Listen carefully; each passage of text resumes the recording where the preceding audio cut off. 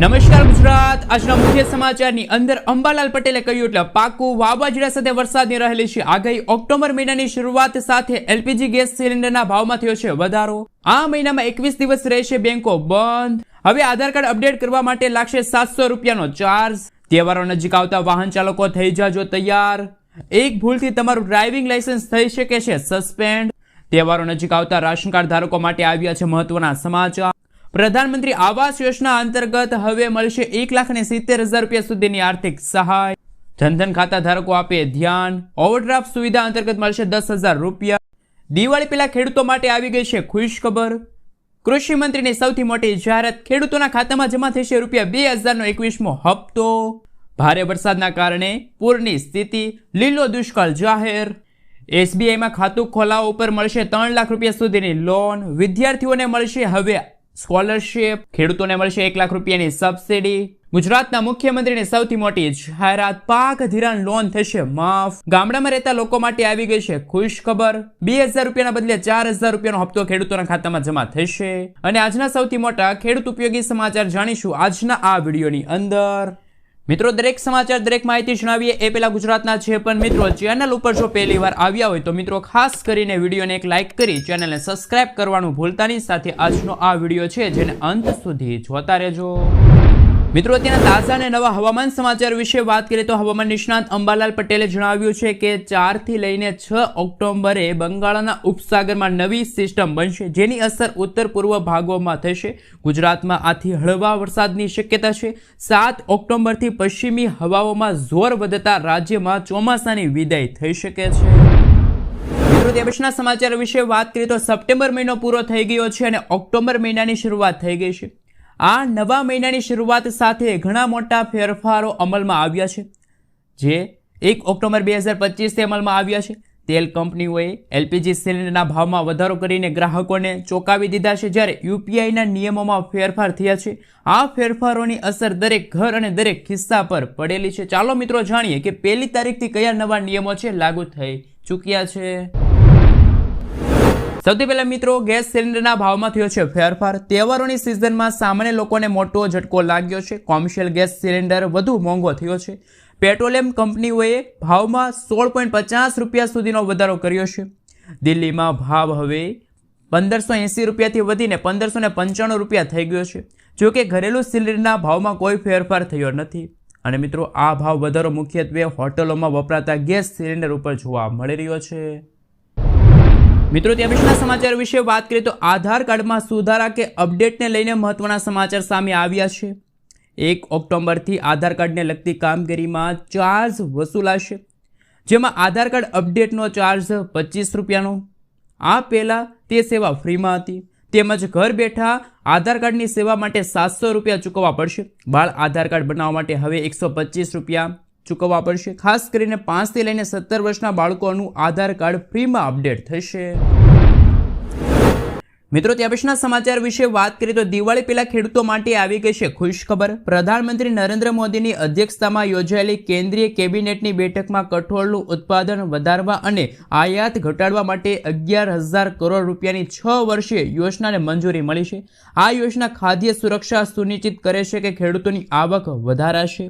આ ઉપરાંત રવિ પાક માટે લઘુત્તમ ટેકાનો ભાવ MSP માટે 84,200 કરોડ રૂપિયાની જોગવાઈને મંજૂરી મળી છે, જે ખેડૂતોને સીધો લાભ આપશે।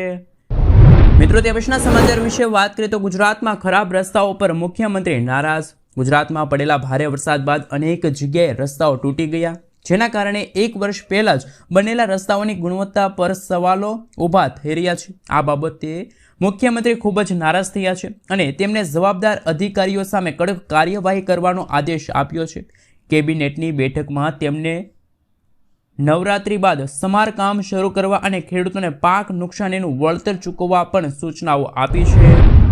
મિત્રો, ત્યાં પછીના સમાચાર વિશે વાત કરીએ તો જગતના તાત ચિંતામાં છેલ્લા 2-3 દિવસથી અવિરત વરસાદથી ખેડૂતોના પાકને ભારે નુકસાન થયું છે. સૌરાષ્ટ્ર, દક્ષિણ ગુજરાત તેમજ અન્ય ભાગોમાં ભારે વરસાદના કારણે કપાસ, સોયાબીન, મગફળી, તુવેર, શેરડીના પાકને ભારે નુકસાન થયું છે. કરોડો રૂપિયાનું નુકસાન થયું છે. ખેતરોમાં પાણી ભરાઈ જતા પાક નિષ્ફળ ગયા છે, પાક બગડી ગયા છે. ખેડૂતોને આર્થિક સંકટ સર્જાયું છે. કિસાન સંઘે કૃષિ મંત્રીને પત્ર લખી સર્વે અંગે અને વળતરની માંગ કરી છે. મિત્રો, ત્યારપછીના સમાચાર વિશે વાત કરીએ તો ખેડૂતોને મળશે 1 લાખ રૂપિયાની સબસિડી. ગુજરાતના ખેડૂતોને આધુનિક અને યાંત્રિક ખેતી તરફ વાળવા માટે મશીનરીની ખરીદી માટે રાજ્ય સરકાર દ્વારા ખેડૂતોને સહાય પૂરી પાડવામાં આવે છે. ખેડૂતોને ચાલુ વર્ષ 2025 અને 26થી ભારત સરકાર દ્વારા ઉપરોક્ત સહાય ધોરણોમાં વધારો કરીને ખેડૂતોને ટ્રેક્ટરની કુલ કિંમતના 25% અથવા તો 1 લાખ રૂપિયા બેમાંથી જે ઓછું હોય તે મુજબ સહાય આપવામાં આવશે. અત્યાર સુધી 76,000 ખેડૂતોને પૂર્વ મંજૂરી હુકમ આપવામાં આવ્યા છે. મિત્રો, આગલા સમાચાર વિશે વાત કરીએ તો ગામડાઓ માટે આવી ગઈ છે ખુશ ખબર. ગુજરાતમાં ગ્રામ પંચાયતોને ₹20ની ફી સાથે 14 પ્રકારના પ્રમાણપત્રો જારી કરવાની સત્તા આપવામાં આવી, જેમાં આવકના દાખલા, રાશન કાર્ડમાં ફેરફારની બાબતોનો સમાવેશ થયો છે.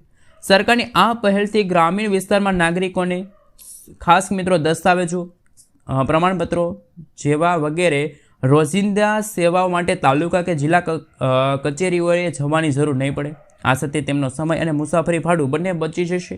આ પહેલ હેઠળ 248 તાલુકાની 14,000 ગ્રામ પંચાયતોને આવરી લેવામાં આવશે. મિત્રો, ત્યાં પછીના સમાચાર વિશે વાત કરીએ તો રાશન કાર્ડ ધારકો થઈ જાજો સાવધાન. જો તમે પણ રાશન કાર્ડ ધારક છો તો આ સમાચાર તમારા માટે ખૂબ જ ઉપયોગી છે. વાસ્તવમાં કેન્દ્ર સરકાર ટૂંક સમયમાં દેશભરમાંથી 1 કરોડથી વધુ રાશન કાર્ડ ધારકોના નામ કાઢી શકે છે.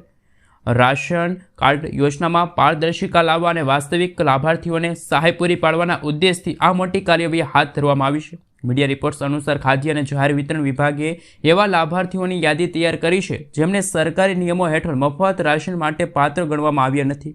મિત્રો, 94 લાખથી પણ વધુ લાભાર્થીઓ આવકવેરા ભરનાર હોવાનું જાણવા મળ્યું છે.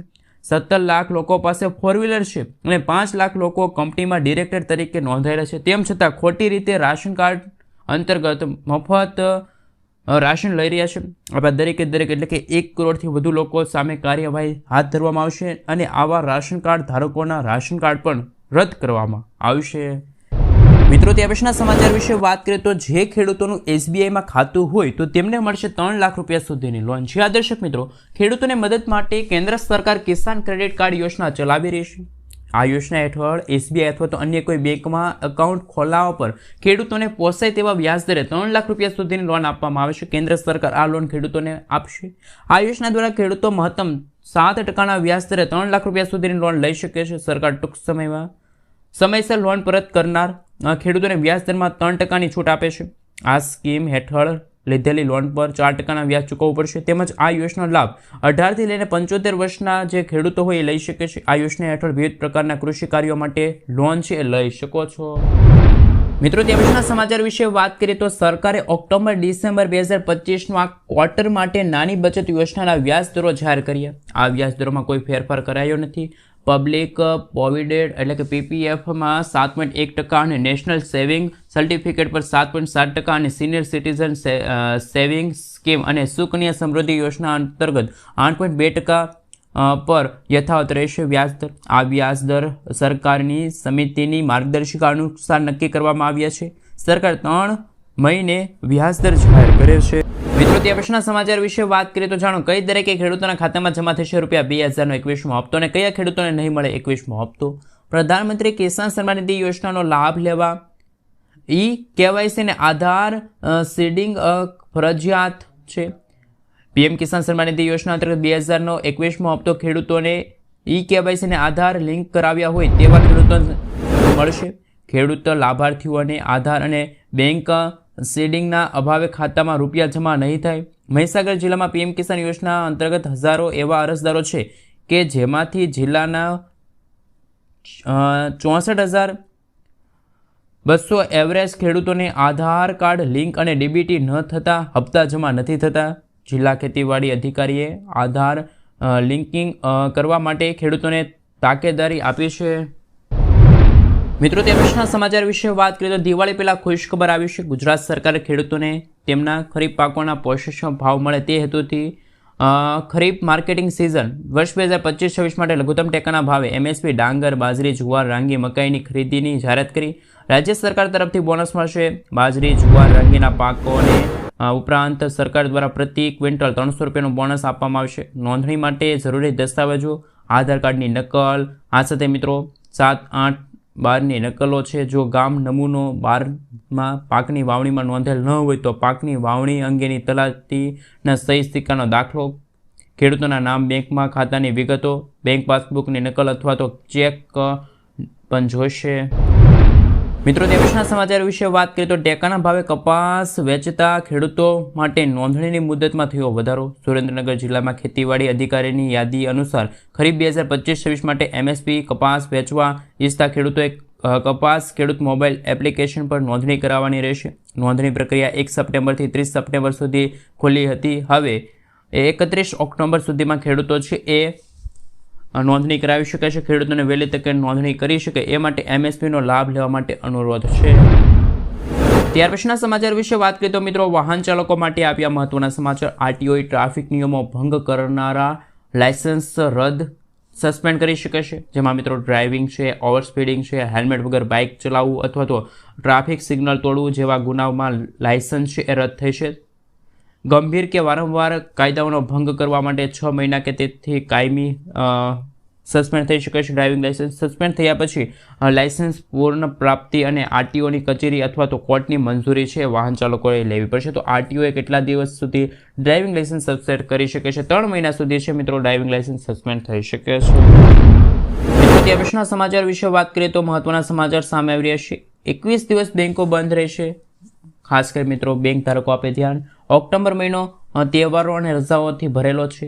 આ મહિનામાં બેન્કિંગ સેક્ટર માટે ખાસ મહત્વના કે કામકાજ કરનારા કર્મચારીઓ અને સામાન્ય ગ્રાહકોને બંનેને થોડુંક સાવચેત રહેવું પડશે. કારણ કે ઓક્ટોબર મહિનામાં કુલ 21 દિવસ બેંકો બંધ રહેશે. જો તમે તમારી જરૂરી કામો અગાઉથી પૂરા નહીં કરો તો પૈસા સંબંધિત ઘણા બધા કામો છે અટકી શકે છે. તો ખાસ બેંક ધારકો છે એ રજા યાદી લિસ્ટ જાણી લેજો. રિઝર્વ બેંક ઓફ ઇન્ડિયા દ્વારા જે રજા યાદી લિસ્ટ બહાર પાડવામાં આવે છે એ જાણીને તમે બેંકે જજો, નહીંતર તો તમારે ખોટો ધક્કો ખાવો પડશે.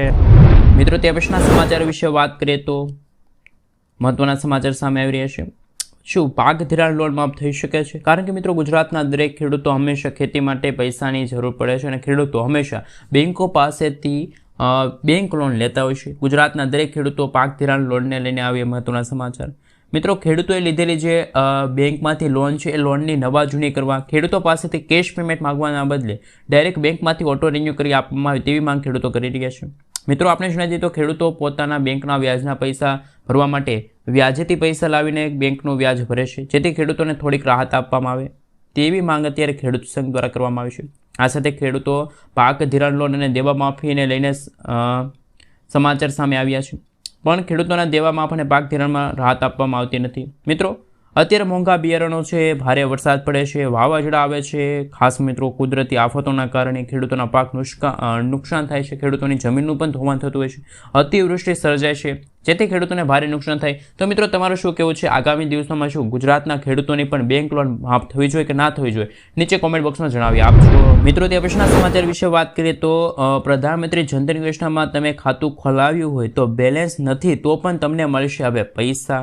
કઈ યોજના છે? તો મિત્રો આપણે જણાવીએ તો પ્રધાનમંત્રી જનધન યોજના હેઠળ જે લાભાર્થીઓને 10,000 રૂપિયા સુધીની સહાય મળે છે એમને ઓવરડ્રાફ્ટ સુવિધા કહેવામાં આવે છે. તમને જણાવી દઈએ કે ઓવરડ્રાફ્ટ સુવિધા હેઠળ તમારા ખાતામાં પૈસા ન હોય તો પણ તમે ચોક્કસ મર્યાદા સુધી પૈસા ઉપાડી શકો છો અથવા તો વ્યવહારો કરી શકો છો. આ યોજના હેઠળ બધા લાભાર્થીઓને 2 લાખ રૂપિયા સુધીનો અકસ્માત વીમો મળે છે અને મફત રૂપિયા ડેબિટ કાર્ડ મળે છે. નરેન્દ્ર મોદીની સરકારની લોકપ્રિય યોજના હોય તો એ છે પ્રધાનમંત્રી જનધન યોજના.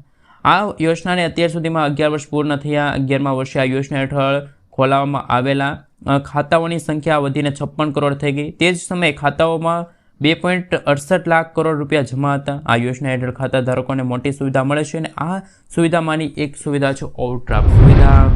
મિત્રો આગળના સમાચાર વિશે વાત કરીએ તો પ્રધાનમંત્રી આવાસ યોજનાનો લાભ લેવા માટે ઓનલાઈન અરજી કેવી રીતે તમે કરી શકો છો? પ્રધાનમંત્રી આવાસ યોજના હેઠળ પહેલાં લોકોને ઘરે ઘરે જઈને અરજીઓ ભરાવવામાં આવતી હતી. હવે કેન્દ્ર સરકારે યુનિક પોર્ટલ બનાવ્યું જેમાં લાભાર્થીઓ પોતાની જાતે ઓનલાઈન અરજી કરી શકે છે. મિત્રો હાલ આપણે જાણીએ તો પ્રધાનમંત્રી આવાસ યોજના હેઠળ આવનારા 3 વર્ષમાં ગુજરાતમાં 2 લાખ નવા મકાનો બનાવવામાં આવશે. 135 શહેરોમાં 21,000થી વધુ મકાનો બનાવવાની મંજૂરી મળી ગઈ છે. ચાલુ વર્ષે 72,000થી વધુ અરજીઓ મંજૂર થઈ છે. સરકારનો ટાર્ગેટ છે. આ વખતે જમીન અને જરૂરિયાતવાળા લોકોને ફોકસ રાખવામાં આવ્યું છે. મિત્રો પ્રધાનમંત્રી આવાસ યોજના અંતર્ગત પહેલાં 1,20,000 રૂપિયાની સહાય છે એ લાભાર્થીઓને મળતી હતી. હવે અરજદારોને 1,70,000 રૂપિયાની આર્થિક સહાય મળશે. આ મિત્રો ટોટલ 4 હપ્તામાં આ રકમ છે એ લાભાર્થીઓને અરજદારોને છે એમના ખાતામાં ટ્રાન્સફર કરવામાં આવશે. મિત્રો તે પછીના સમાચાર વિશે વાત કરીએ તો હવે આખું ગુજરાત એક કાયદો. હવે ગુજરાત રાજ્યમાં યુનિફોર્મ સિવિલ કોડની જેમ યુનિફોર્મ નામકરણ પોલિસી પણ આવી રહી છે. હવેથી જન્મ મરણના દાખલા આધાર કાર્ડમાં સૌપ્રથમ વ્યક્તિનું નામ, પછી તેમના પિતાનું કે પતિનું નામ, છેલ્લે અટક લખવામાં આવશે. બાળકના પિતા તેમજ માતાની કોલમમાં સૌપ્રથમ નામ, ત્યાર પછી મિડલ નેમ અને છેલ્લે અટક લખવાની રહેશે. રાજ્ય સરકારના નાયબ મંત્રી રજિસ્ટ્રેર દ્વારા પરિપત્ર બહાર પાડીને આ જાહેરાત છે કરવામાં આવી છે.